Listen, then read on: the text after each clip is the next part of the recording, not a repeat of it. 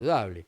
Y si hablo de vida saludable, hablo de la licenciada en nutrición y otras tantas cosas más, que la verdad que nos cautiva y nos cautivó y tuvimos excelentes comentarios de su bloque. Por eso la tengo allá aquí en presencia, en vivo y en directo, a la señora licenciada Marina Inés Campanella. Muy, pero muy buenos días, Marina. ¿Cómo estás? Un gusto de recibirte y tenerte aquí en Libre Opinión.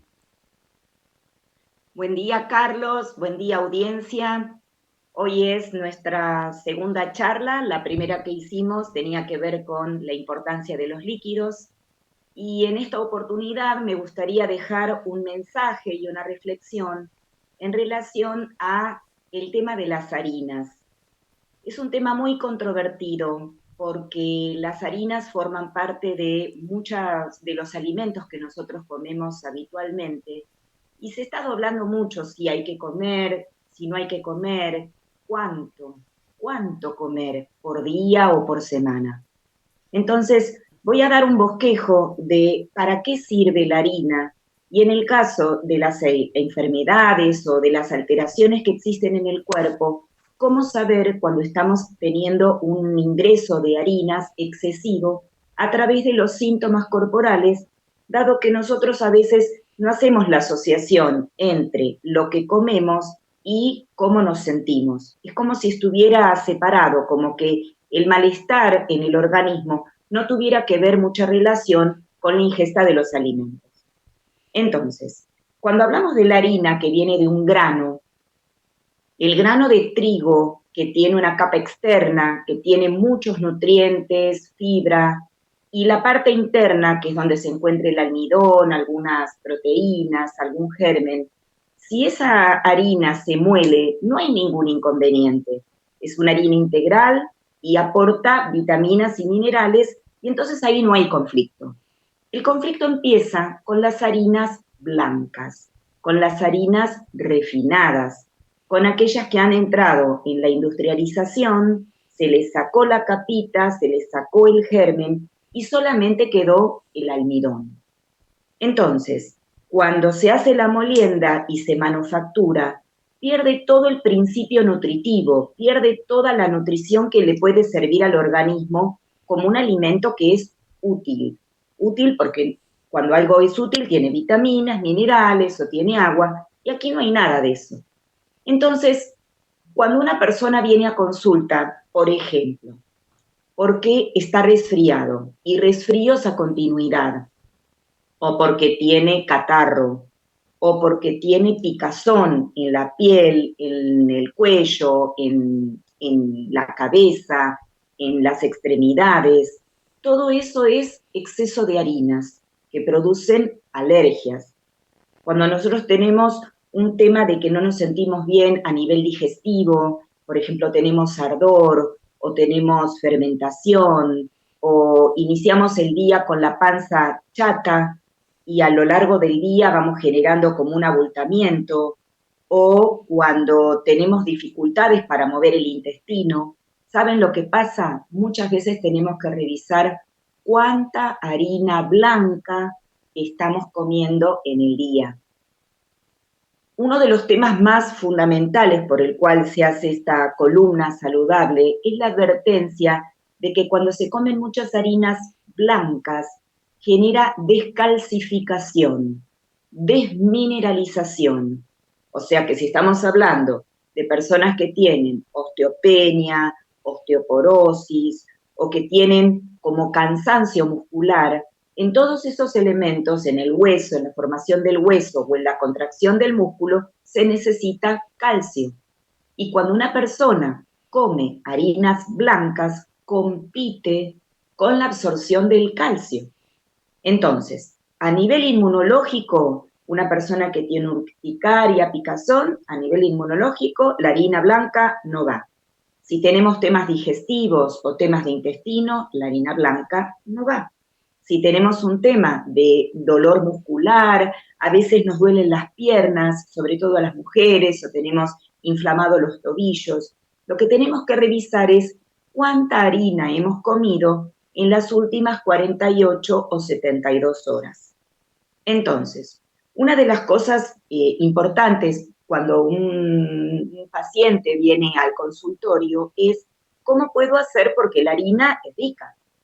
Si nosotros queremos comer un plato de pastas o pizza o tarta en un almuerzo o en una cena, o queremos comer pan, galletitas, facturas, una torta, no hay problema. La idea no es que la persona no coma nunca, porque a tal restricción, tal compulsión. Entonces, lo importante es llegar a un equilibrio, a un punto intermedio. Y muchas veces los profesionales invitamos a la persona a que pueda hacer un rastreo de lo que come en el día de harinas para ver si alguno de esos síntomas puede tener relación con el exceso. Entonces, aquí van tips muy prácticos para tener en cuenta como para poder incluir la harina, disfrutarla y no tener esos síntomas desagradables que generalmente se tienen por exceso. Uno de los puntos fundamentales es este: empezar a comer harinas después de las 3 de la tarde. ¿Por qué? Porque cuando se comen harinas a la mañana, nuestro páncreas, nuestro hermoso órgano páncreas que libera insulina, se lleva rápidamente el azúcar de la harina a la célula, y eso es lo que hace que nosotros tengamos hambre y al rato tenemos hambre y nos sentimos siempre hambrientos. O sea, ese hambre voraz pertenece a la gente que come, supongamos, galletitas, pan o una torta en las primeras horas del día. Entonces, si nuestro problema es el hambre voraz, harinas después de las 3 de la tarde para que baje la segregación de insulina. Si nosotros estamos muy cansados, o sea, el día nos rinde, pero lo hacemos todo a contrapresión, es porque hay poca agua, o sea, poco elemento fluido, que es lo que veíamos en la charla del sábado pasado a las 9 de la mañana, y tenemos demasiada cantidad de concentración, o sea, de elemento materia.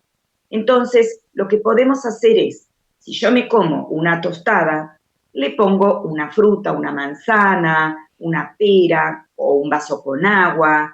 Si es al mediodía, una porción de pastas, no la comamos con salsa de tomate, porque ahí no hay agua, no hay fibra. Lo que podemos hacer es medio plato de pasta y algo de verdura, cruda, cocida.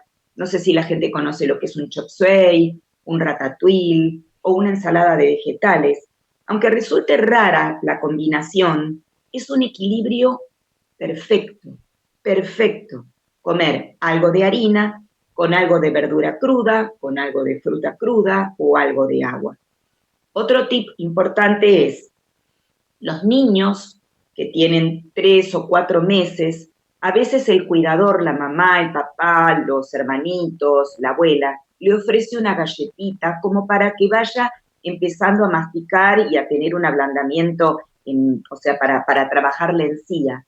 Y no, las harinas tienen gluten y eso hace que el intestino del bebé, que tal vez no esté completamente maduro, tenga que hacer un esfuerzo enorme y muchas veces de ahí se dispara la futura celiaquez o la intolerancia a las harinas. Entonces, esto es un consejo muy especial, que consulten al pediatra y no incluyan las harinas hasta pasados los 6 meses del bebé.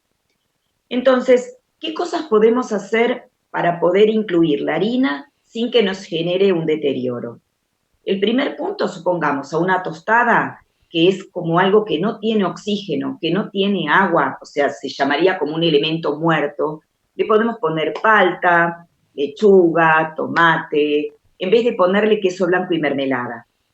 Si comemos una media luna, no comamos a la mañana una media luna y al mediodía una porción de tarta de jamón y queso y a la tarde unas galletitas con té, porque es harina, harina, harina.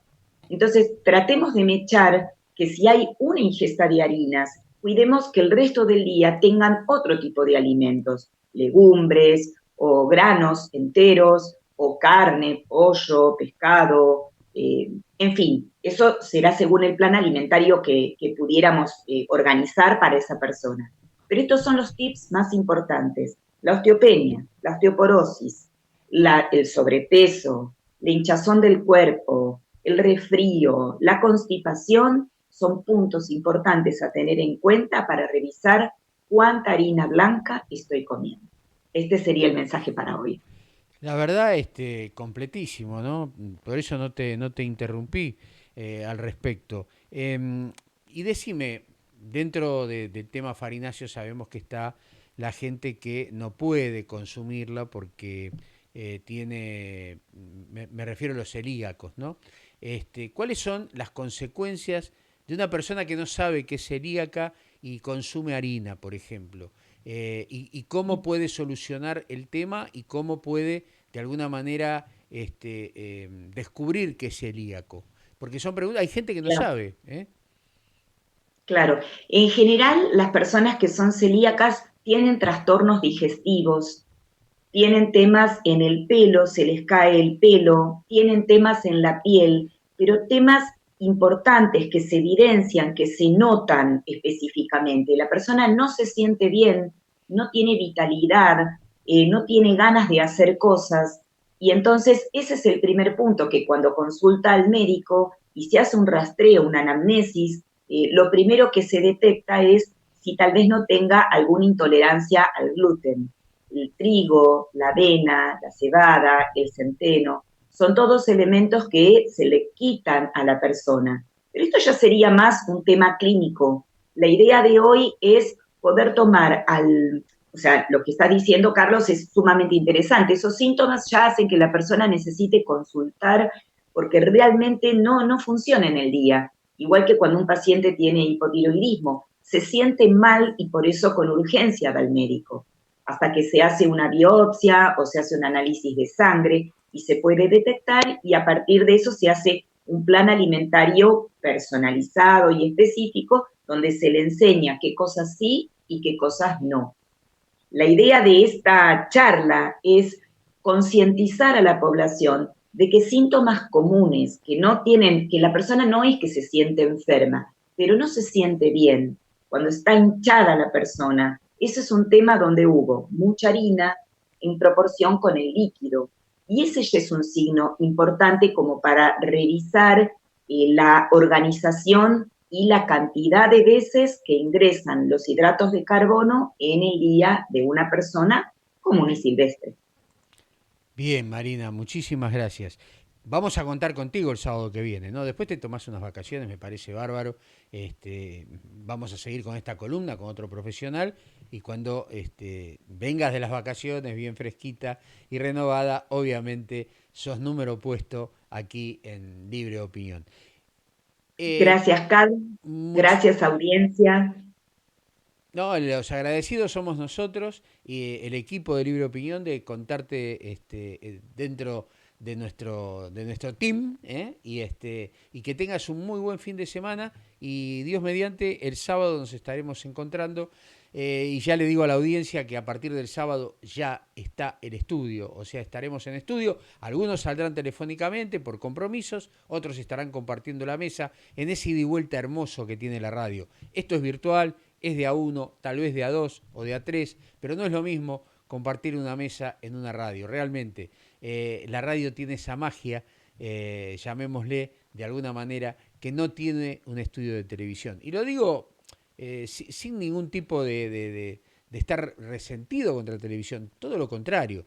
Pero la radio es magia, invita a que la gente imagine a través de la voz cómo es, cómo no es. En la televisión usted lo ve todo, pero la radio tiene y guarda esa calidad, esa compañía. Usted no puede andar con el teléfono, hoy tiene el celular, ¿no? Pero no puede andar con la radio bajo el brazo. Sin embargo, con la radio usted está en todos lados y acompañado. Marina, muchísimas gracias, Dios te bendiga. Dios mediante nos estamos encontrando el sábado 11. Un abrazo. Coman rico y poca harina. Exacto, perdón, sábado 9. Exactamente, poca harina. Gracias. Hasta luego.